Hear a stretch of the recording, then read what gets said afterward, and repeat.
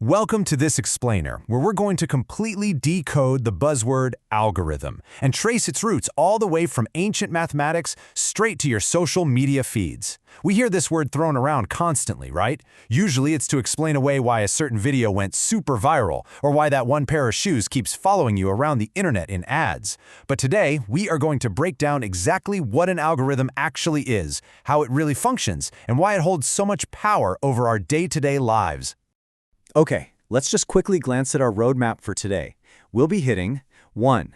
Decoding the algorithm. 2. The mathematical foundation. 3. Algorithms versus heuristics. 4. Inside YouTube's algorithm. And 5. The bias problem. To start things off, we really have to ask ourselves a pretty profound question. How much of what we see, watch, and consume is our own free choice versus a cold mathematical calculation? Every major social media platform uses these algorithms to analyze your behavior and essentially decide what pops up on your screen. But to truly understand how they curate our digital lives, we first have to understand their DNA. So, Section 1, Decoding the Algorithm. Let's look at where this concept actually comes from, way before computers were even a thought.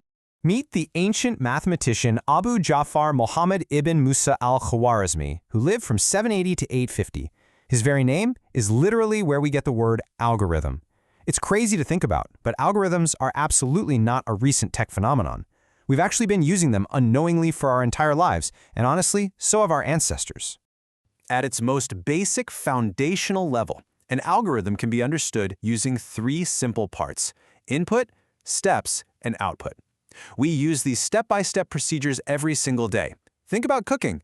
Just like boiling pasta requires a specific input of ingredients, a set of ordered steps, and results in the output of a finished meal, that entire process is essentially an algorithm. You don't just randomly throw things around in the kitchen, you follow a specific order so that your final result is totally predictable. Which brings us to Section 2, the mathematical foundation. Now we're going to transition from a forgiving kitchen recipe to the strict, unforgiving logic of computer science. Here's the thing, a computer cannot guess.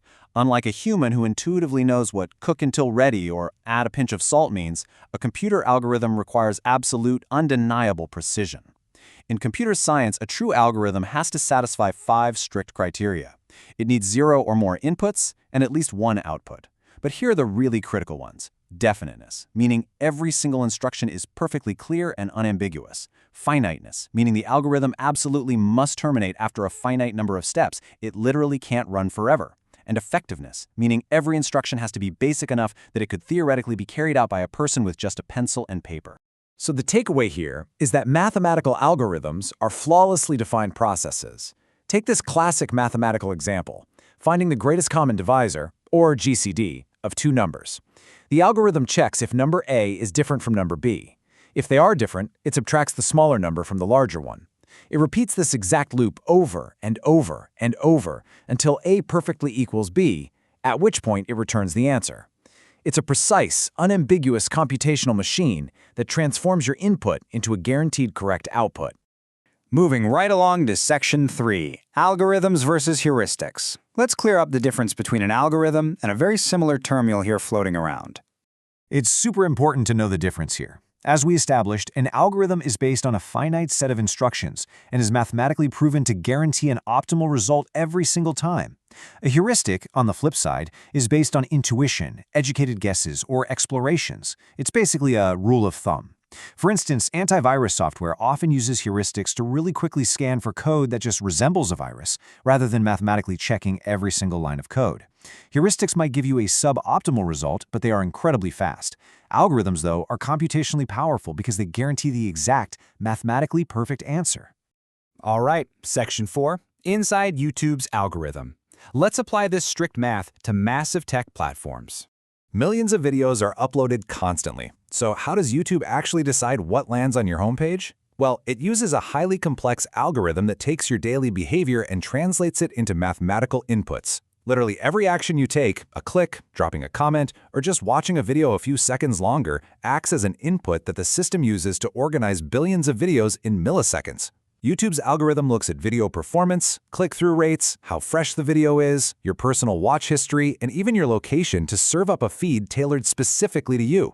But here is where it gets fascinating. Not all inputs are treated equally by the math. If you click a video and bounce after 2 seconds, the algorithm learns from that.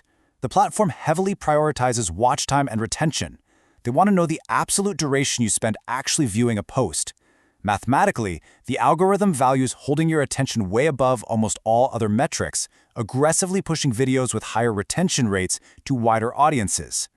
And that brings us to our final section, Section 5, the bias problem. We have to look at the human element here. In the computer science world, there's a very famous, very true phrase, garbage in, garbage out. As artificial intelligence and machine learning enter the chat, algorithms aren't just following static, rigid rules anymore. They're actually training on vast, massive datasets.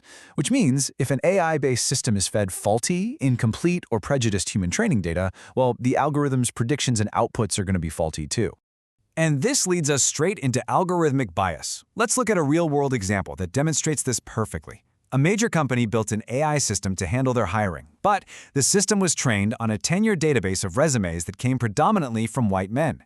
Because the algorithm's only goal was to match historical success, it learned a bias. It literally mathematically penalized resumes that included the word women's, like if someone was a women's chess club captain. The math itself wasn't broken. It executed its instructions flawlessly, but it faithfully, blindly replicated the historical human prejudice hidden right there within its input data. So, as we wrap up this explainer, I want to leave you with this thought to chew on. Algorithms are, by definition, finite, effective, and mathematically perfect sets of instructions. But as they scale up through AI to dictate more and more of our digital lives, from what we binge on YouTube to who actually gets hired for a job, who is ultimately responsible for the imperfect human data we feed them? The next time you see a wildly specific recommendation in your feed, just remember, you're looking at the output of a mathematical equation, one that you helped write through your own inputs. Thanks so much for joining me on this explainer, and keep questioning the math behind your screen.